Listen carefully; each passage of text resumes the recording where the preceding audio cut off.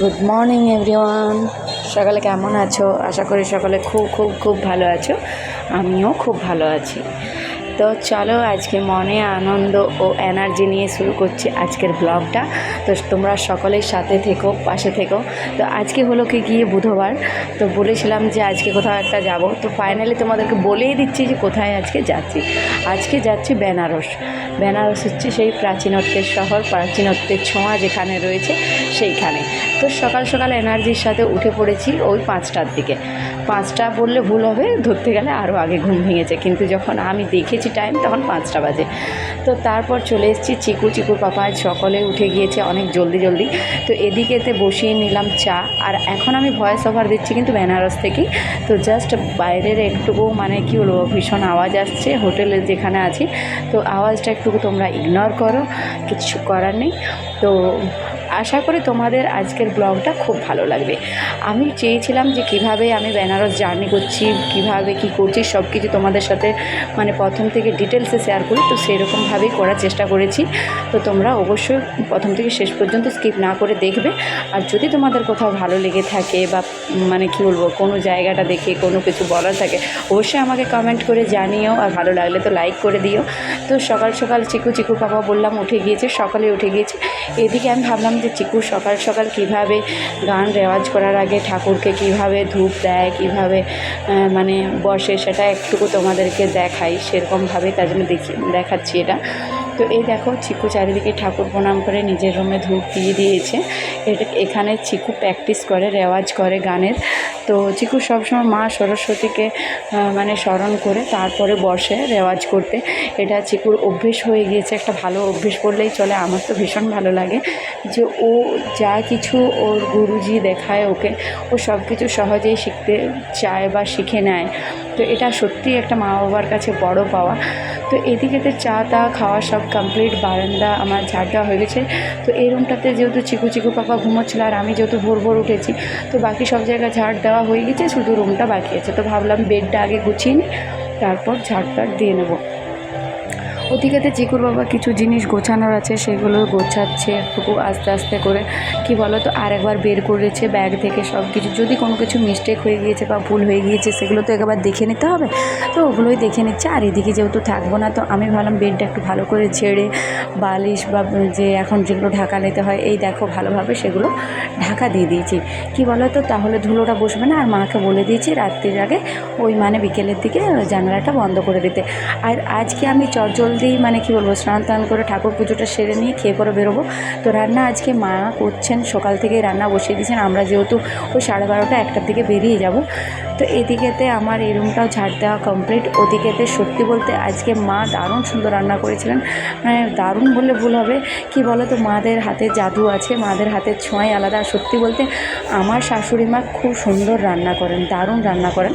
করতে পারেন না, এটা তার শরীরের অক্ষমতা, বয়স হয়েছে। নইলে যেদিনই করেন, যখন যেটুকু করেন, আমার ভীষণ ভালো লাগে তার হাতের রান্না। চিকুর পাপা আমাদের অনেক সময় বলে পূজা ভালো রান্না করে, কিন্তু কি বলো তো, নিজের রান্নাটা দেখবে রেগুলার করে করে এমন একটা হয়ে যায় যে তখন আর ভালো লাগে না। তো মায়ের রান্না আমার আজকে ভীষণ ভালো লেগেছে। আর এদিকেতে কি বলো, চিকুর পাপাকে দিয়ে আমি অনেক সবজি আনিয়েছিলাম। যেহেতু কিছুদিন এখন থাকবো না, তাহলে মা বাবাকে তো চালাতে হবে, ওনাদের বয়স হয়েছে, বাবা তো আনতে যেতে পারবে না। তো আমি বেশি করেই সবজি আনিয়েছি আজকে।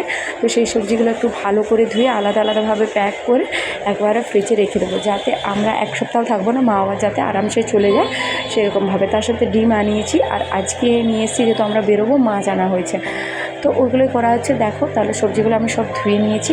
এই সবজি এছাড়াও রয়েছে, তোমাদেরকে আগেই দেখালাম অনেক রকমের শাক, যেগুলো আমার এখন ধোয়া হয়নি। বাঁধাকপি, ফুলকপি, কুমড়ো, ওই সব কিছু তো আছেই আরও। আর এই দেখো 2 রকমের লঙ্কা। ওই যে লম্বা লঙ্কাটা আছে, ওটা মুড়ির সাথে খেতে ভালো লাগে, মানে ঝাল থাকে। আর সবুজ লঙ্কাটাতে অত বেশি ঝাল থাকে না। তো 2 রকমেরই লঙ্কা আসে আমাদের যখন বাড়িতে আসে। আর টমেটো একটু বেশি করে আসে, টমেটোটা বেশি ইউজ হয়, তো টমেটো একটু বেশি নিয়ে আসা হয়। তো এদিকেতে কী হয়েছে, চিকুর পাপা প্রথমে বলেছিল যে স্কুটি নিয়ে যাব বাজার পর্যন্ত, দিয়ে তারপর বললাম যে স্কুটিটা কে নিয়ে আসবে, তাহলে টোটো করেছি। টোটোয় করে আমাদের সামনের বাজার ওখান পর্যন্ত যাব। ওখান থেকে বাস ধরবো, বাঁকুড়া বাস। বাঁকুড়াতে গিয়ে আবার আরও একটা বাস ধরবো, সেটা হচ্ছে দুর্গাপুর বাস। দুটো বাস চেঞ্জ করতে হবে, তারপরে আমরা দুর্গাপুর থেকে ওখানে বেনারসে ট্রেন ধরবো। তো তোমরা মানে যারা যারা বেনারস গিয়েছো কীরকম জায়গা কীরকম লাগে সব কিছু আমাকে অবশ্যই জানিও। আমি এই ফার্স্ট টাইম কিন্তু যাচ্ছি। আরেকটা কি চিকুর বাবা ওখান থেকে পড়াশুনো করেছে, ওখানটা মানে তার কিছু স্মৃতি জড়িয়ে আছে, তো আমার সেজন্যই বেশি যাওয়ার একটা ইচ্ছে যে গিয়ে দেখবো যে কীরকম জায়গা কীরকম লাগে এই সব কিছু। আর এই সকালে যেগুলো ধোয়াধুয়ি করেছিলাম, মা তো এধারে খুব কম ইউজ করেন কিচেনটা, তো আমি সব কিছু যা যা ধুচ্ছি সব একবারে ভালো করে রেখে দিচ্ছি আর বাকি সব কিছু ঢাকা দিয়ে দেবো। কী বলো তো, আমাদের পুরোনো বাড়িতে আরও একটা গ্যাস আর সব কিছুই রয়েছে, একদিন তোমাদেরকে দেখাবো পরে অন্য একদিন ভিডিও করে। তো এদিকেতে রাত্রির কয়েকটা রুটি ছিল, সেগুলো একটুকু ভালো করে সানফ্লাওয়ার অয়েল দিয়ে ভেজে নিচ্ছি। তার সাথে তোমার চিকুর জন্য দুটো রুটি আমি সর্ষের তেল দিয়ে ভেজেছি। সানফ্লাওয়ার অয়েল ওর খুব একটা পছন্দ নয়, ঘি দিয়ে ভেজে দিলে খেতে চায়, ঘি নিই তো বাটারও শেষ হয়ে গিয়েছে, তার জন্য ওর জন্য সর্ষের তেল দিয়ে ভেজে দিচ্ছি। আমি কোনো কিছুই ফেলতে চাই না, চিকুকে সাধারণত আমি টাটকা রুটি করে দিই, তো ফেলবো কেন, তার জন্য করে দিলাম, খেয়ে নেওয়া হবে। তো তারপরে ভাবছি যে খেয়ে পর আগে চটজলদি চিকুকে স্নান করাবো, তারপর নিজের স্নানটা সেরে নেবো। আর আজ তো ঘর পোছা লাগাতে পারবো না, চিকুর বাবা এখন চিল্লাবে যে তুমি এখনও পর্যন্ত রেডি হওনি। তো এই দেখো খাচ্ছি রুটি সবজি আর একটু ম্যাগি করেছিলাম সকালে, ওই ম্যাগিটা চিকুর জন্য ছিল, ওটা খেয়ে নিয়ে নিয়েছি সাথে। আর এদিকে আমি স্নান করে চলে এসেছি, গোপাল সোনাকে স্নান করে দিলাম, একটু চন্দনের ফোঁটা দিয়ে দিচ্ছি, সুন্দর করে সকল ঠাকুরদেরকে একটু পুজো করে নিচ্ছি। কয়েকটা দিন থাকবো না। আমার সত্যি বলতে কি বলো তো, আমরা বাইরে যতই যাই করি তাও এই যে আমরা সংসারের মধ্যে থাকি আবদ্ধ, তো আমাদের সংসারের মনটা পড়ে থাকে বেশিরভাগ আমাদের সকলেরই, দেখবে। তো এই হয়েছে, আর অন্য কিছু না। আর কয়েকটা দিন আমি আমার এই পরিবারটাকে খুব মিস করব। কি বলো তো, মানে এটার প্রতি আমার একটা অন্য রকমের টান ভালোবাসা, মানে সব কিছুই বলতে পারো, সকলেরই হয়, আমারও হওয়াটা স্বাভাবিক, তাই না? তো আর এই দেখো মা দুর্গা আর যে গণেশটা আমি এখানে রেখেছি, এটা পুরোটাই মাটির চাঁচের উপরে তৈরি, ওটা আমি নিয়েছিলাম অন্য একটা জায়গার থেকে। ফাইনালি সারাদিনের সমস্ত কর্ম করে করে রেডি হয়ে গিয়েছি। তো যেটা বলেছিলাম যে যাব, তো জাস্ট আমরা এখনই বেরোবো। তো তার আগে ভাবলাম তোমাদের সামনে একবার আসি, দেখো কেমন দেখাচ্ছে, অবশ্যই কমেন্ট করে জানিও যে কেমন লাগছে। এই সালোয়ারটা পরেছি, একটু ভালো করে দেখিয়ে দিই। আর এই যে ফাইনালি আমরা টোটোয় করে বেরিয়ে পড়লাম। তো যাচ্ছি এখন আমাদের ওখানে বাস স্ট্যান্ড। চিকুর পাপা, চিকু, আমি গল্প করতে করতে যাচ্ছি। আর চিকুর পাপা তো ভীষণ খুশি, পুরনো সেই দিনগুলোকে এনজয় করতে যাচ্ছে, মনে করতে যাচ্ছে। আর এখানে আমরা বাসে চেপে পড়েছি। কি বলে তো, আজকে হালকা হালকা রোদ ছিল, খুব একটা বেশি রোদও ছিল না। চলে এসেছি বাঁকুড়া, দুর্গাপুর মানে বাসে বসে পড়েছি। তারপর দুর্গাপুর পৌঁছে পড়ে রাত্রিতে ট্রেন আছে। তো কী বলো তো, মানে এতটা লং জার্নি আমি ফার্স্ট টাইম করছি বিয়ের পরে, তার আগে করেছি। দেখি শরীর ঠিক থাকলেই হলো। আর এখন ক্রস করছি দুর্গাপুরের সেতু। আর এটা খুবই বিখ্যাত, কারণ এখানে দেখতে পাচ্ছ গাছপালা লতাগুলো যে ধারে দেখা যাচ্ছে, এগুলো হচ্ছে পানি ফলের গাছ।